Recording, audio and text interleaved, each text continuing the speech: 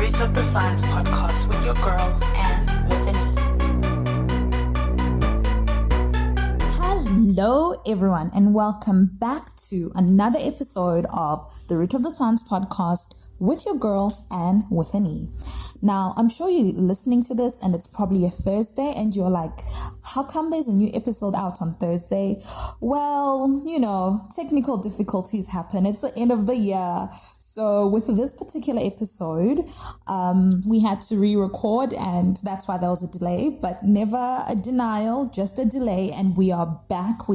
If you are new here, thank you so much for tuning into this podcast. Just a reminder that you can listen on Spotify or Apple Podcasts, Google as well. You can also subscribe on Apple Podcasts and also on Spotify so that you're always aware that there's a new episode, even on a Thursday, unlike on a Monday. So if you can also catch us on our social media pages on Instagram and Twitter, it's at Root of the Sci Pod. In the Facebook group at the Root of the Science podcast. Now, let's get into today's episode. My guest today is Lindelwa Msweli. She's a PhD student in Ecological Sciences, born and bred in South Africa. In this episode, we learned that growing up, she always had a love for the environment and the great outdoors. So it was only natural for her to get into a science field that combined her two passions. She takes us on a journey of her academic career that started with biological and environmental sciences. Currently, she is a PhD student in Ecological Sciences at the University of KwaZulu-Natal. Her current research is in urban ecology of Rock Hyrax in KwaZulu-Natal, South Africa. Lindelwa tells us the importance of this research and also why she does what she does. Further, we discuss the challenges and lessons learned of being a Black woman in ecology, a field that stereotypically it's very uncommon to see women or people of color, and how she hopes to get more Black people into this field. Lastly, we discuss her other passions, the first being her YouTube channel, The Black Intel, second, an organization called Imfundo Emhle. She tells us more about these two projects. Tune in as we hear about all of this and, of course, so much more. Let's go.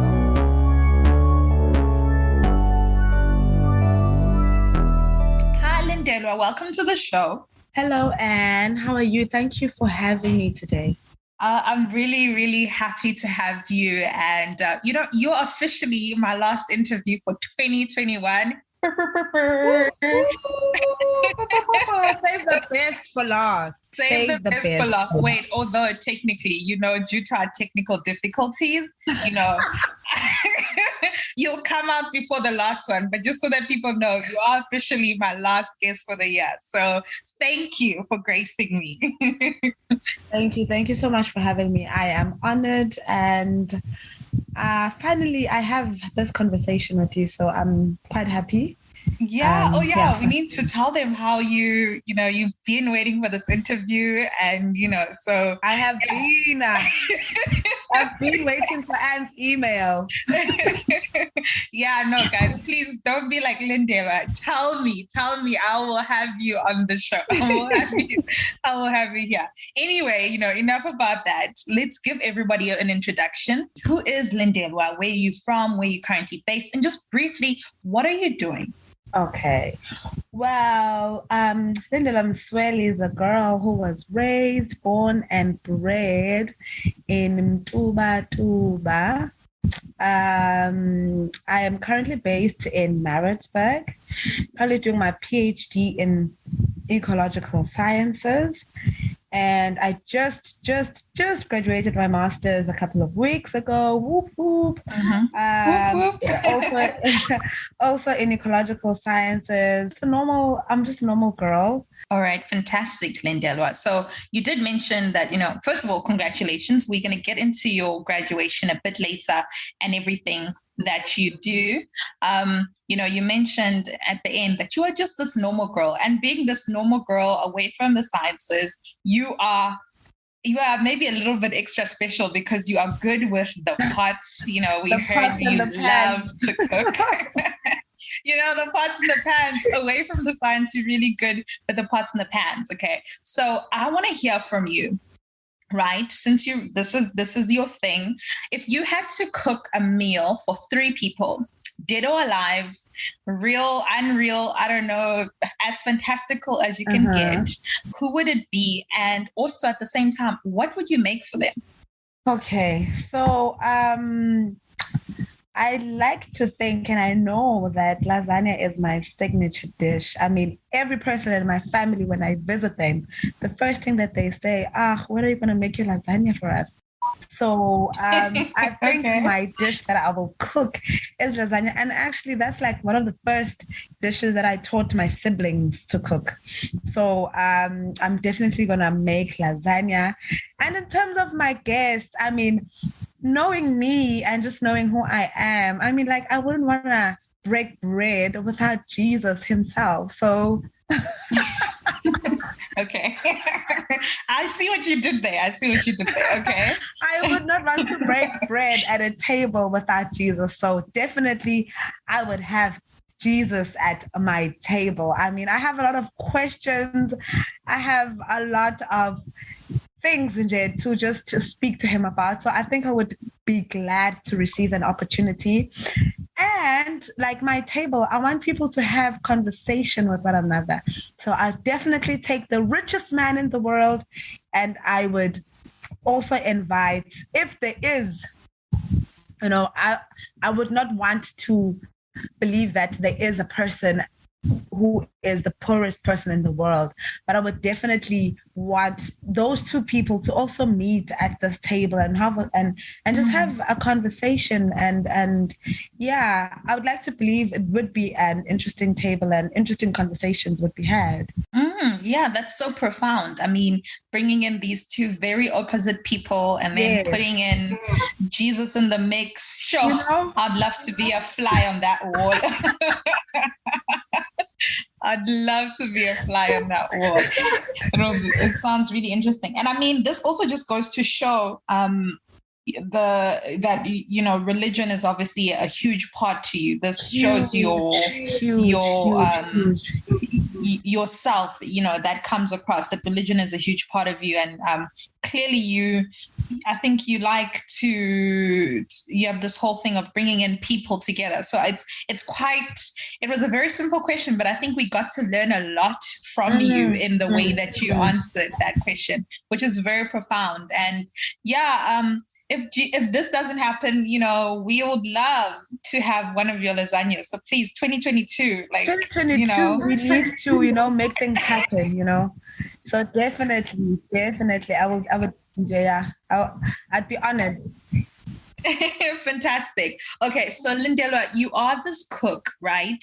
So somebody would be like, you said that, well, you mentioned that you've always loved to cook, even from a young age, etc. So why are you not a chef? How on earth did you get into science? Why science? Was it something that you always knew that this is what you want to do? Or was it one of those things where you're like, I'm here, okay, let's go? What's your story? Like growing up, I definitely saw myself as a jack of all trades. Like I believed that there's nothing that I could not do. Like I wanted to be a chef. Like I have wanted to be a chef before, but our parents, they advise us that those kinds of things are hobbies. So, like the older generation of parents, and then I even wanted to be like a forensic detective. There was a show that was playing on ETV when I was growing up called Medical Detectives, and they would and the show was finding how people passed away, these cringy cases. So I actually saw myself as a forensic detective once in my life. But I think the love of the environment is something that has always been there, and part of also my family, and also people who influenced me in my family to take note of the environment and love the environment, until I actually saw that I could build a career in this, even though I did not know what it was. Growing up, it was just like the love of the great outdoors. I remember when I was when I was young, we had like a family tradition at home. My granddad, as I've told you that I'm coming from Imfundo, and Imfundo is like the closest town next to St. Lucia, where you find Isimangaliso Wetland Park, which is one of the World Heritage Sites. So growing up, we had a tradition that every December, my granddad would take us there. He would take us to the beach. I even have a photo of us. I think I was like 6 or 7. A photo of my cousin standing outside Wimpy. I think that photo was taken by my granddad. And I remember that trip because we went to Isimangaliso Wetland Park.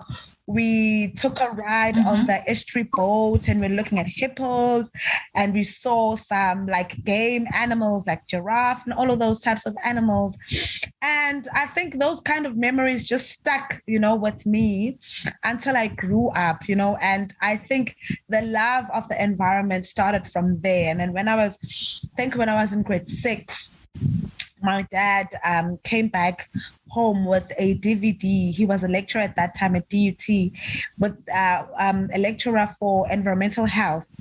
So he came back home with a DVD by Al Gore called The Inconvenient Truth. And in that DVD, Al Gore discusses the challenges that we will face as humans in the future because of climate change and what we have already faced at that time. And I really took interest in that. Like, I found it interesting as a grade 6 learner, learning about climate change. And I actually remember that at school in primary, the only subject that interested me was anything to do with the natural sciences, So even though I did not know that I would have a career in environmental sciences or ecology, but it just, the environment just always stuck with me, and it was something that I found interesting. And I remember my friends at that time, like like they always just said, you will do something with the environment, you will do something with it because you just love the environment. So I think everything was birthed from there. And then now, PhD student in ecological sciences. Wow, what a story. What a story. Yeah, PhD student. Little did you know that when you were at grade 6 that you would be here, which is just absolutely fantastic and so inspiring. Kudos to your grandfather, because like you said, that he played a major role in terms of you loving the environment, and also your dad regarding that movie that you watched. And I think this just goes to show that,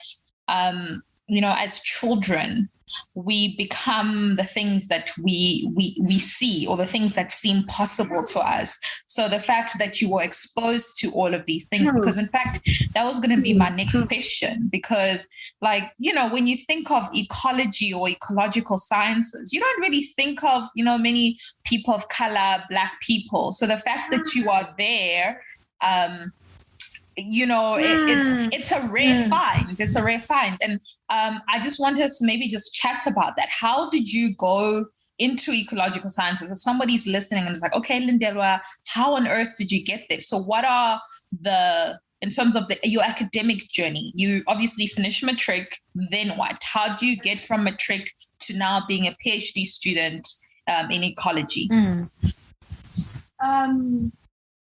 To tell you the truth, I did not know that I will end up doing ecological sciences, because my main focus was environmental sciences. And I remember when I was going to accept my offer in PMB, I was first selected for environmental management, But when I found out and I digged deeper on what environmental management is all about, I realized that it's not what I wanted to do. And actually, on our way to Pietermaritzburg, I remember receiving an SMS saying that I've been selected for environmental sciences. And I was so excited because it embodied what I wanted to do. But reaching varsity and having to do biological sciences and having to do some modules in ecological sciences, I was madly in love. Like I even remember that I started passing biology more than environmental sciences. So when it came to honors, I had to choose whether I'm doing environmental sciences or am I doing an ecological honors degree. I chose ecology. So I think everything started then. And doing ecology, I realized that it is so broad. Excuse me, it is so broad. Even though knowing the simple definition of ecology, that it is the relationship between plants and animals, but it is so complex because you get so many different types of animals in different environments. Like you get marine, animals, and you get forestry, and you get soil stuff, and all of those things tie, with one another. Even animals are quite different. You get like wild animals, and you get like domesticated animals, so it's quite broad. And I followed my interest because my master's is on environmental sciences, and then obviously now I'm doing urban ecology. It is still both ecological sciences, but broad and different on its own. And in terms of being a Black woman doing ecological sciences, I would definitely say that it is something that is rare, and I quite experienced that more when I started attending some conferences before the pandemic. You find yourself that in a conference of like 50 people, 10 are only Blacks, and even fewer are women, And I remember that I also started developing relationships with people that I met in these conferences, because we started realizing that we are like conference after conference after conference. We're the only Black people here, And I mean, it is a sphere that I wish more Black people would tap into. And I believe that there are so many opportunities there, even for more Black people to do ecological sciences. Yeah, no, Lindelwa, you've touched on so many important things, especially about the fact of the matter that in these types of subjects, biological sciences, ecological sciences, it's very I don't want to say rare, or maybe, but it's not common. Rather, I think that's the word. Yeah. It's not common to see a lot of people of color, Black people, and even more so women. Because when you think about these types of careers, it involves you doing a lot of field work and like hiking and doing a lot of and living in a tent. Most people don't. Yeah, so living in those places and living in a tent and living in those uncomfortable, harsh conditions. Most people just, when I post some of my fieldwork pictures, people are like their jaws drop, literally, that you do that for a living? And it's like, yes, it's fun. I like it. And it's so odd to them, because when people say I'm going camping, they actually mean glamping, like luxurious camping and living in a 5-star sort of like, but true camping is actually living in a tent and not bathing for like 2 days. Dude, I have done that. I think the last time I did it, where I used to camp, and the last time I did it, I think, was before the pandemic, so around 2019. And that was the last time I swore, because it was raining and my tent was leaking, and it was wet. And I was like, you know what? This is not for me. So the fact that you do this every single, this is your work, your field work, kudos to you. But I mean, it just goes to show that, it's important. And I love this, because I love the fact that you show people this, because, it can be like, hey, I can be this person who's in the field for a couple of days, but also at the same time, I also have this life, and I don't always look like I'm in the field, and I'm a woman and I enjoy it. So yeah, girl, power to you, and power for changing the narrative. And, because there are girls who really like going outside. It's no longer just a male thing, because, all of these things have these connotations of gender. Yeah. Oh no, this is more male dominated. So those stereotypes. Definitely. Definitely. And the fact that you are showing us and doing all of this stuff is really fantastic. So while we are talking about you living in a tent and hiking for hours, so your PhD is on urban ecology, right? Yeah. And you are working on the Rock Hyrax, right? If I'm not mistaken. And yes, so can you tell us more about this work that you do, why you do it, and why is it so important? Okay, so urban ecology is actually like the luxury of ecological sciences, because you spend most of your time in urban areas, so you don't go out to like nature reserves and hike. So it is quite a different feel, and I'm up for the challenge. I'm up for the change. So for my PhD, I am rather looking at urban ecology of the Rock Hyrax in KwaZulu-Natal. A Rock Hyrax is also called the Darcy in South Africa. I think it's derived from Afrikaans. And it is found in most urban areas in South Africa in general. If you have been to the Table Mountain and you have hiked Table Mountain, like fortunately for me, I think in 2017 I hiked Table Mountain, and I actually I first knew about the Rock Hyrax then. And you find them all over urban areas.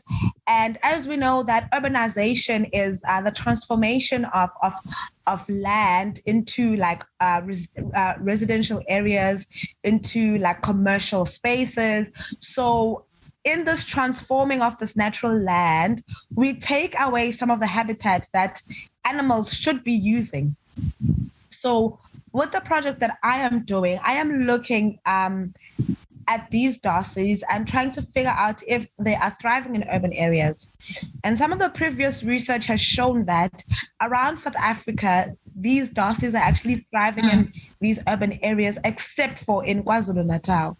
So I'll be trying to figure out what is making Rock Hyrax decline in KwaZulu-Natal, but thriving in other provinces around the country. So I also want to look at human wildlife conflicts.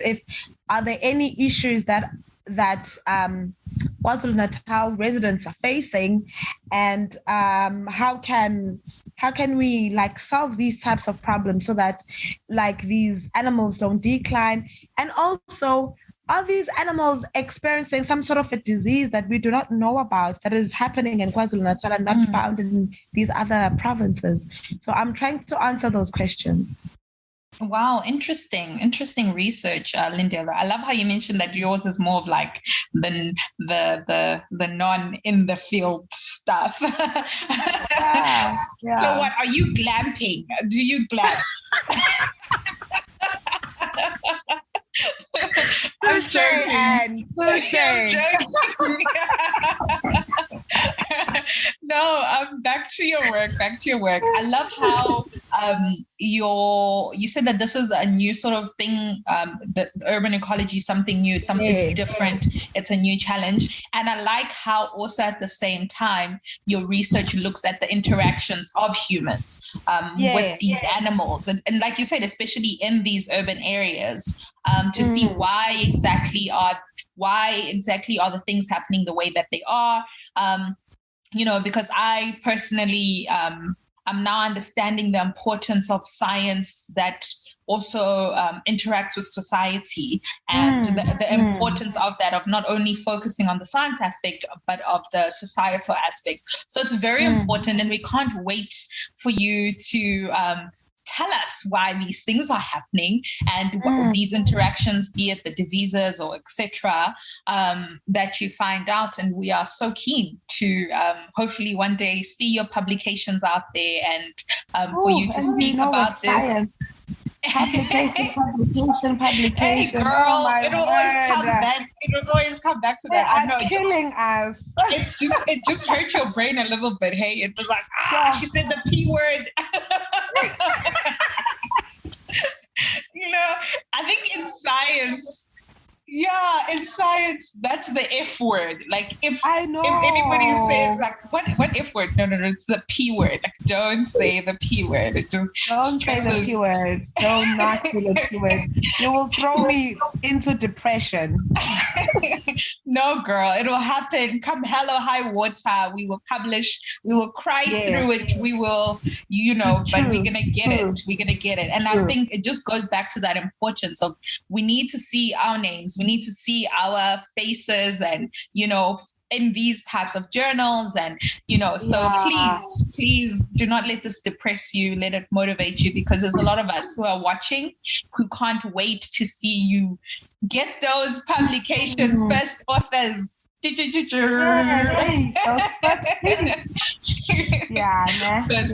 First authors. No, it's coming. Speaking of successes and all of these amazing things, you mentioned in the very beginning, right, that you just completed your master's. Well, sorry, you graduated. You've completed a while ago, but you just recently graduated with your master's in ecological sciences as well from the University of KwaZulu-Natal. Congratulations! Round of applause to you.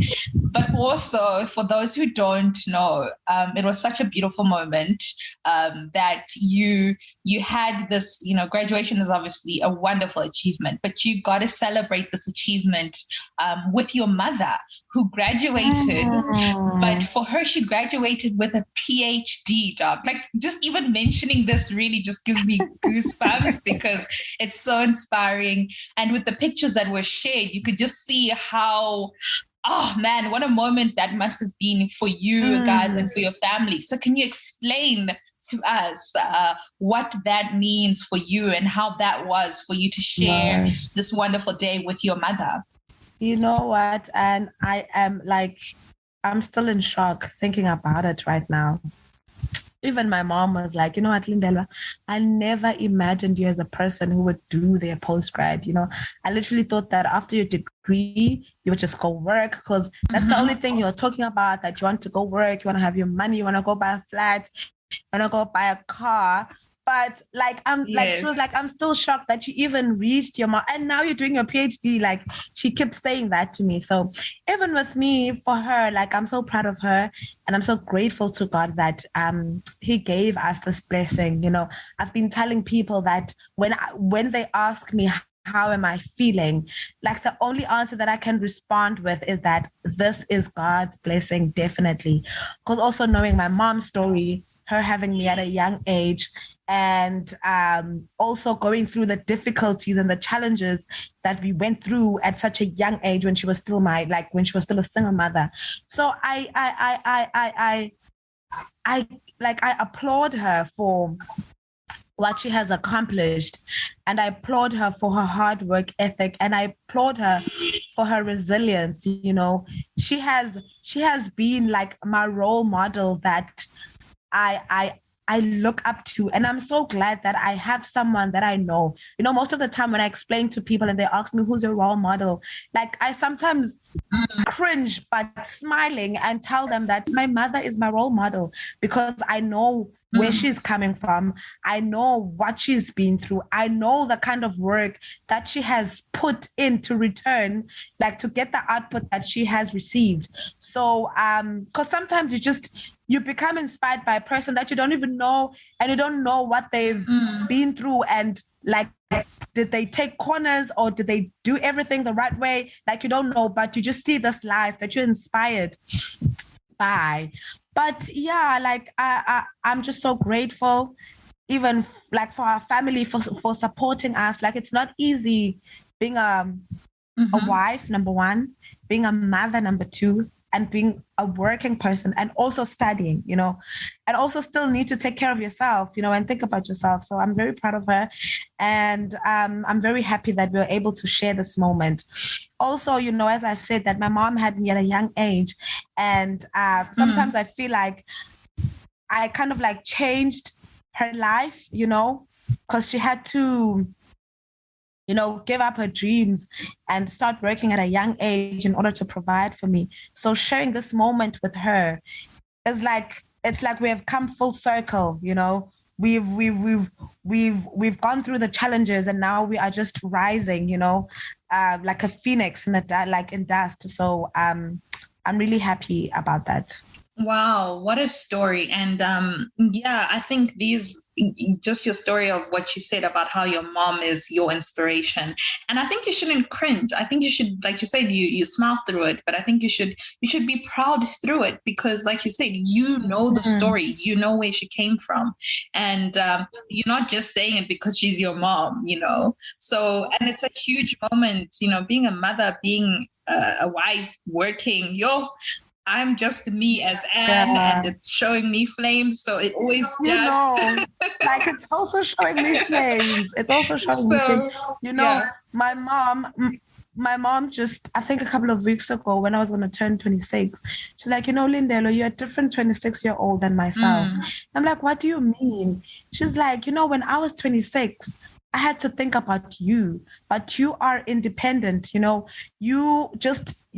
like this young girl who's chasing her dreams, who's just, but then like sometimes I'm like, yo, ma, like I believe that you are a better 26-year-old than myself, because you are juggling all of these things and look where you are, I would love to learn some lessons that you learned, but like I can't learn them until I go through the challenges that will make me strong as a person, So we are definitely like different people who are experiencing different things, but at the end of the day, we are learning these lessons and they are making us grow. Yeah, amen to that. And it's quite beautiful that you get to learn those lessons. And like you say, even though you're not the same as your mom, we have our own different sets of challenges, and the lessons that will come from that are able to shape us to be these incredible women later on in life. So okay, so Lindelwa, thank you so much for your story and for sharing with that. And I'm sure just because of the journey that you have taken and where you are now, it also has shaped you to be the woman who you are, because you are involved in various other activities apart from just your PhD. You have created your own YouTube channel called The Black Intel, and you're also part of an amazing organization called Imfundo Emhle. Can you please just tell us more about those two things? Firstly, about your YouTube channel, and then about the organization that you are part of. Okay, so the YouTube channel that I started is called The Black Intel. And I think, I'm not sure if I've shared this with you before, but you are one of the people who have inspired me to start this YouTube channel. Thank you. You are someone who represented us in science, number one, and you are a female who was, interviewing literally people around the world. Like your podcast is at like an international level, Mogel. So you are definitely one of the people that inspired me to start The Black Intel and focus on the content that I am focusing on. Generally, before the channel, I was a person who really likes to help people. Like I'm the type of person who would find out what degree you are doing and also see that, oh, okay, you've completed your degree and maybe you are not employed. I would spend like hours looking for job applications for you and looking for posts and vacancies. And I would just send you this email and tell you, if you also need help in applying, please let me know. Like, I don't know how many CVs I've edited and motivational letters I've edited for people just to try and help them, advance in their career. So I thought, when I saw you doing your podcast and interviewing these wonderful guests that you interview, I thought, I can also start a YouTube channel and try to reach more people. I remember that in 2017, I wanted to start a YouTube channel, but at that time I wanted to focus on food because I'm a foodie. I like to cook and I like to eat at the same time. So I get it, girl. I get it. So I thought my channel would focus on food, but it ended up not happening. And I'm so glad that it did not happen. And I'm so glad that when I decided to eventually have the YouTube channel, It was the Black Intel. So the channel focuses on education, empowerment, and career opportunities.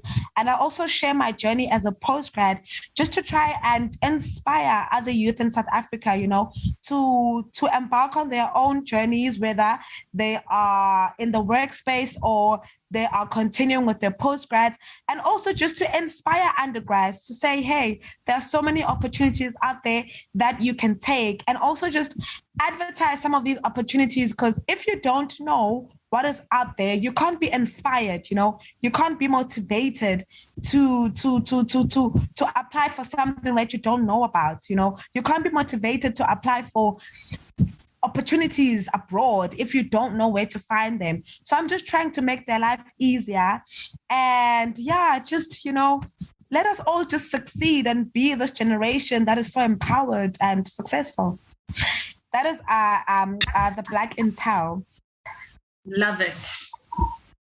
I love it. It's really fantastic work. Okay. So was this also, with the work that you do now, did that influence you being part of the Imfundo Emhle organization that you recently joined this year?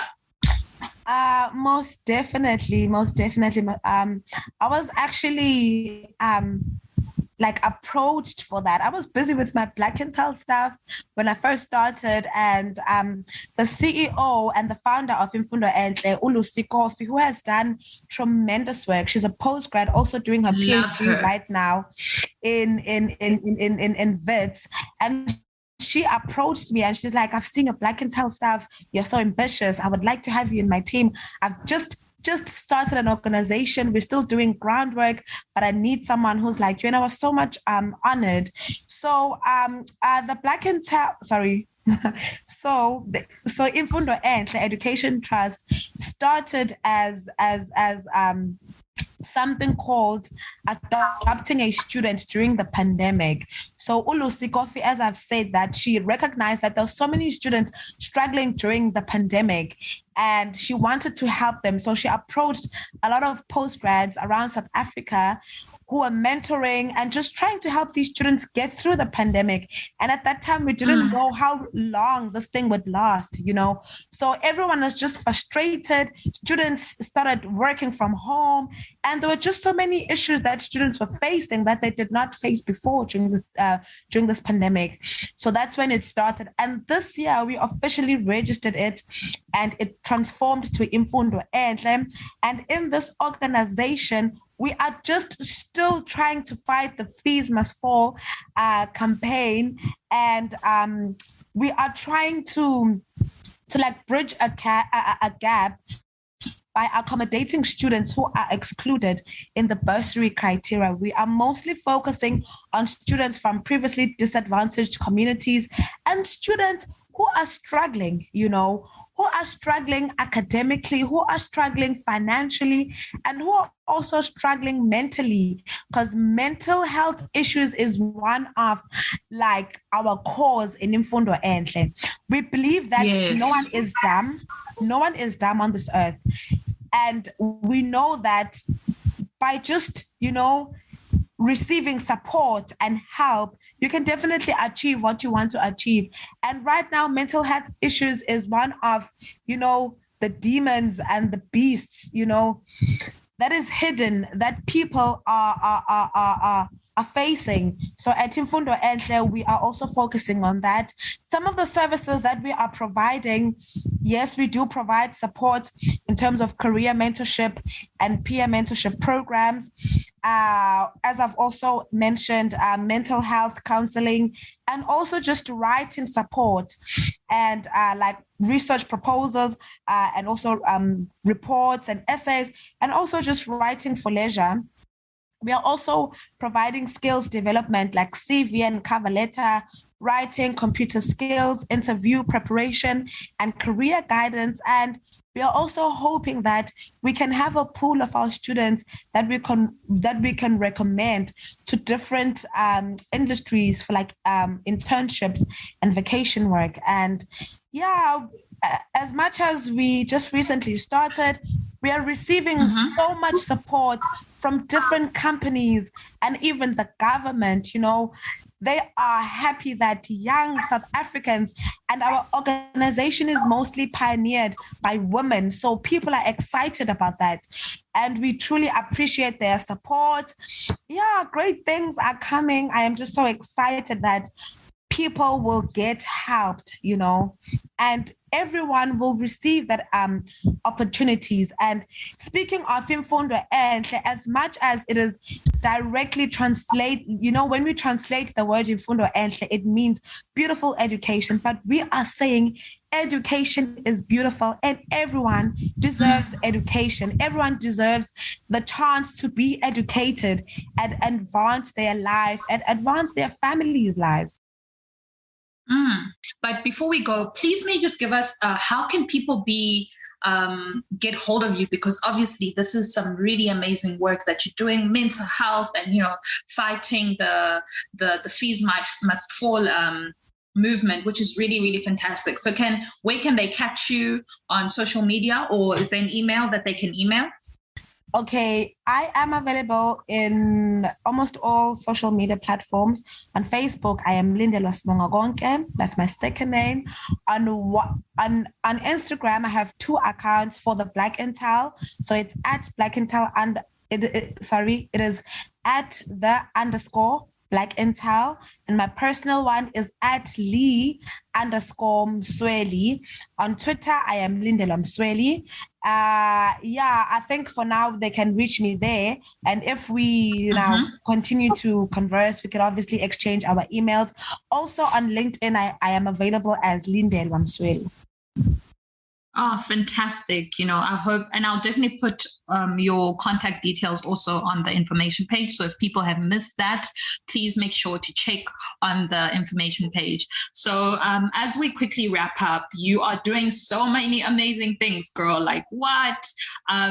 For me, I just wanted to say the fact that, I inspired what to do is exactly the reason why I do what I do, because, we need more of this, and there's never not enough space at the table, True. And I love the fact that you've joined hands with the amazing Lucy. Love her, got to interact with her last year. I love the work that she does. So, the fact that the both of you are coming together and with your team, absolutely love it. So I hope somebody else is going to hear you now and they're going to be like, wow, Lindelwa is doing something amazing, and they start whatever they need to start. So this is why we do what we do. So the chain, we need to create this chain, pay it forward, and that's the only way that we go. But anyway, before we jump ahead of ourselves, your quick quote, please. So what I would say is that as a person, never allow your background to determine where you should be in life. I definitely come from the roughest of the rough, and I am so grateful to God that He has placed me where I am right now. And just believe in yourself more than the next person believes in you. You should be the pioneer of your career. You should be the pioneer of your life, and you should be the pioneer of where you want to see yourself. Work hard and also have fun, enjoy the moment that you are in and live in the moment. Don't be a person who lives in the future and ends up not living in the moment and being grateful of where you are, because there's so many people who would want to be where you are. So live in the moment. Do not allow your background to determine where you should be in the future. Work very hard and pray as well, very hard. And you will see God will bless you with manifold blessings. Oh, fantastic. Thank you so much. Oh my word. I nearly said amen after that. Amen. Amen. No, thank you so much for those wonderful words of encouragement and your story. Thank you so much for sharing your story. I hope somebody is inspired and is motivated to either get into your field or just do something and start something and be the change that they want to see in the world. So thank you once again for coming on the show, Lindelwa. I had such a great time. I had such an awesome time. And I also hope that next next year, I will get you so that we can do an episode on the Black Intel on YouTube. I'm hoping that I can start doing interviews next year. I need some training with these people skills that you have so that I can, do some interviews next year. And I would be very much honored if you would grace the stages of Black Intel next year. Oh, girls, in daytime, I am there. And to everybody else who's tuned in, thank you so much for tuning in to another episode of the Root of the Science podcast with your girl and with an E. Until next time, goodbye.